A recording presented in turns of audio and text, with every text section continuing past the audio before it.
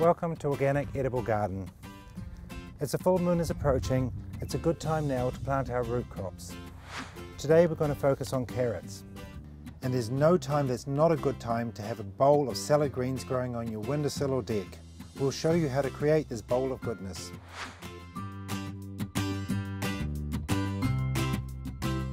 There's a few tips that are really important when planting your carrots. First of all, we're going to mix it with onion seeds, and today we're using a spring onion. When doing this, the smell of the onion keeps the carrot fly away, and the smell of the carrots help with the growth of the onions. The secret of growing really good carrots is buying fresh carrot seeds. Also, placing your carrot seeds in the fridge at least 2 weeks before planting them will help with the germination. With all seeds, keeping them in the fridge and planting them out tricks them into thinking it's springtime, and they grow a lot quicker. Another important thing when sowing carrots is the soil. You need your soil to be really friable. It can't have stones or big chunks in it. At the moment this soil is quite chunky, so we'll dig it over and make it loose. Also, adding a fertiliser, especially a nitrogen fertiliser, is not best for carrots or any root vegetable. We don't want leaf growth, we want root growth. Like the broad fork, the rototiller is one of my favourite tools. It helps aerate the soil, makes it light and fluffy, perfect for planting carrot seeds. Next we're going to mix our carrot seed, our onion seed and our sand together. The reason we use sand is because it creates a magnetic field, and this causes the seeds to be dispersed evenly. It's best to use a wash sand or sand from a river and not a beach sand because of the salt content.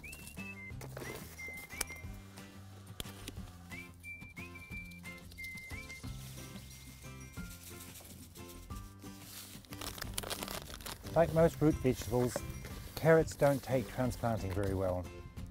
In this case, we've got a choice that we can broad sow them over the area, or we can actually make lines. In a plot this size, it's better just maybe for us to make 2 rows. We're making these by hand, but if you're very tidy and you want straight long lines, you can use a string. We're going to put the sand evenly into the lines. As the carrot seeds are very fine, we don't want to cover the trenches in. Instead, we want to firm down that soil. In this case, we can pat the soil down with our hands, or you can use another object like a brick.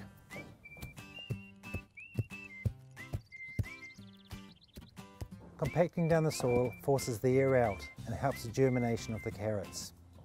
Parsnips are the only other root vegetable that we grow this way. And lastly, watering.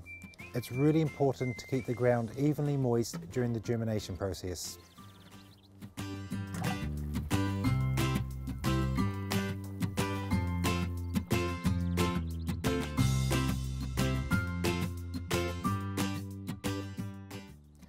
And don't forget your label.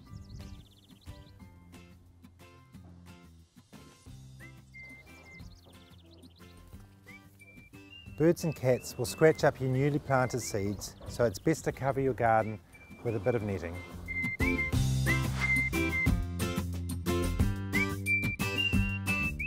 At this time of year, when we're waiting for our salad greens to come through, it's often good to grow your own mesclun mixes in bowls. These are also ideal for people who live in smaller gardens or apartments. These are easy to make. All we need is some good potting mix and some seed. They're ready in about 3 weeks. This bowl is just over 1 week old, and this one here is over 2 weeks old. You can see this is the same type of seed, but the second leaf has now come through. In these bowls we've got a whole range of different mesclun mixes, which you can buy from garden centres and online seed catalogues like King's.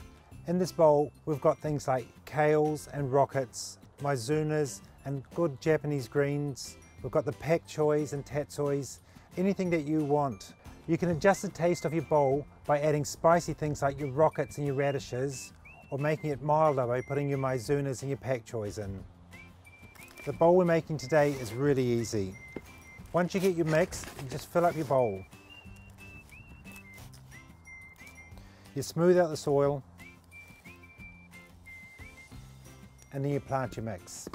The mix we have today has also got beetroot and spinaches and other herbs in, which I like for this time of the year.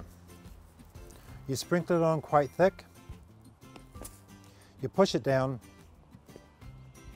and add another light sprinkling on top.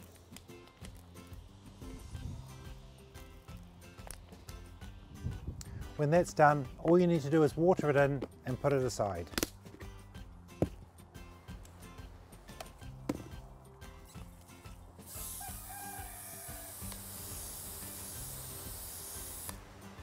The best place to leave this is in a warm, sunny spot to germinate. A deck outside is good as long as there's not too much rain on it. So what we'll do is when we're making a meal, we'll just cut a strip off at a time. There should be at least 4 to 5 meals off the first layer, and if you treat it right, it will come back a second or even a third time.